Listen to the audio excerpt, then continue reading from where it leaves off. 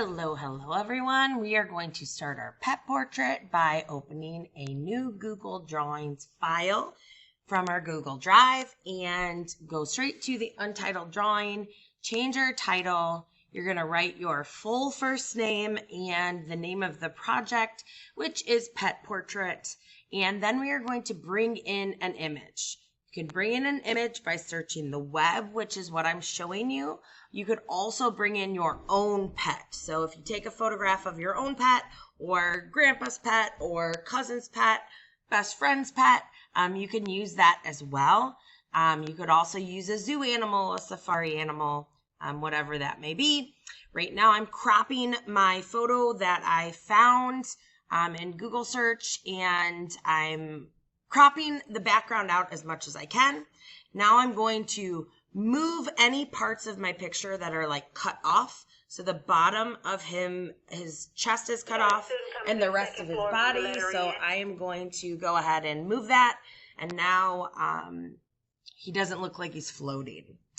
The first tool I'm going to start with, and the tool I'm going to use the most of, is that curve tool. So it's one of our line tools. Every click you make allows you to move your line.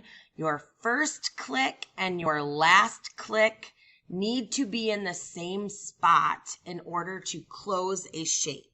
So that's really important. If you accidentally double click, you are going to make a line instead of a shape, and you'll have to start over. So right now I am outlining the whole cat, everything that I can see, and that's going to be like the foundation color that I'm going to block out when I start adding my colors.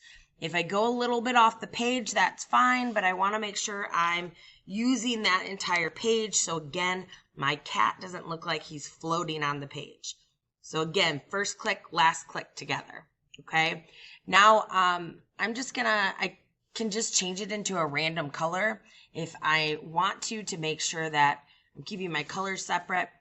I'm going to arrange the order and send that right to the back by going to arrange and send to back. It's still there, but I want to make sure it's out of the way so I can start adding all those details.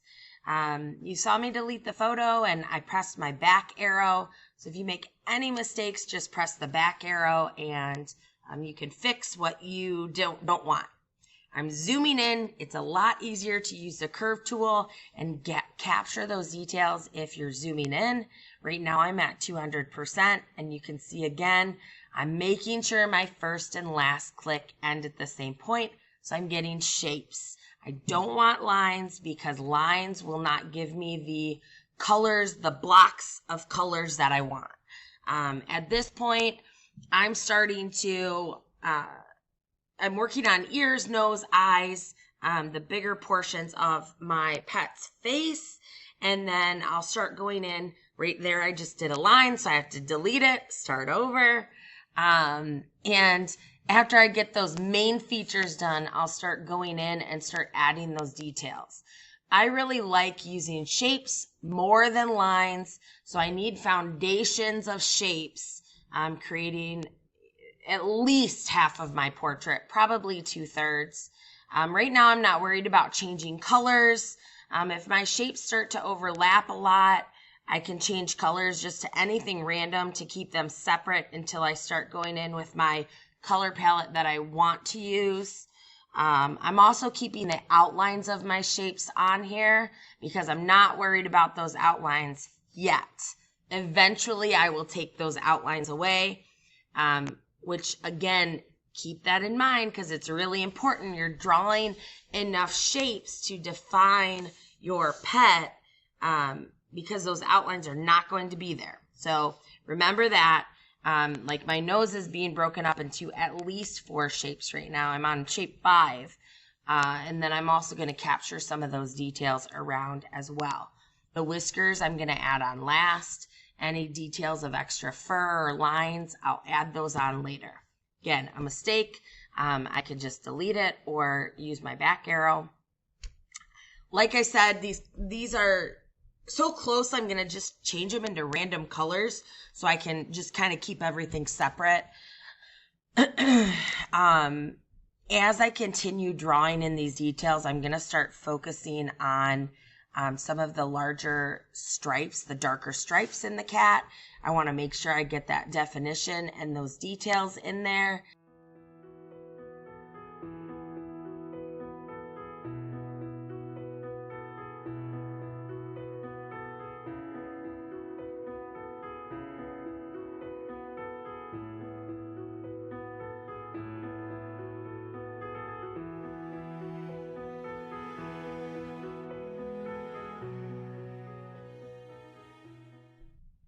Okay, so now I'm working on the eye shapes. You see I'm moving them around because I need to arrange the order. And you'll have to do that at different points as you add details. I'll be able to place them back in using my photo as a guide.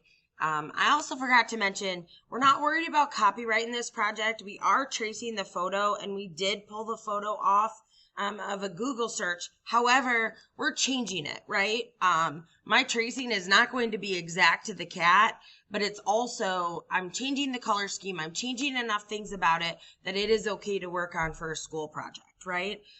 So that's why you're allowed to use an image that we're finding as well. Now I've arranged my shapes to where I want them and to where I'm going to work with them and start adding color. And now I'm going to, again, continue adding these details into my cat.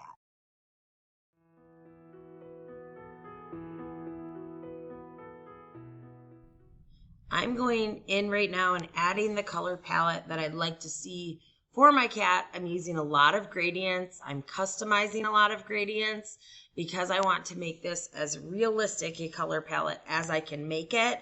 You'll see me start with colors that obviously don't match the picture as well, but now I'll go in and start refining and changing things a little, modifying it to where I'd like to see it.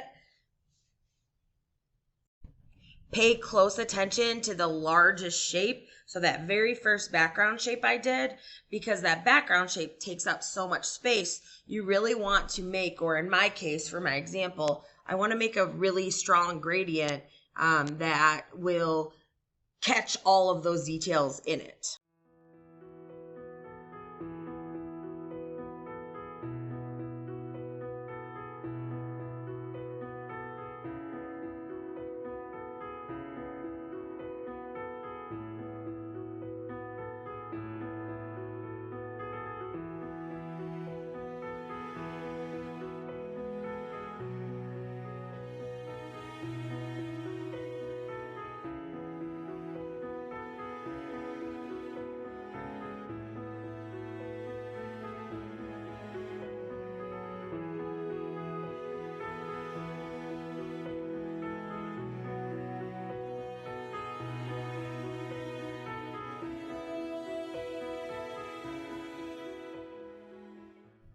On to the very last step, I'm going to bring my photo back to where it was so I can capture the last little details.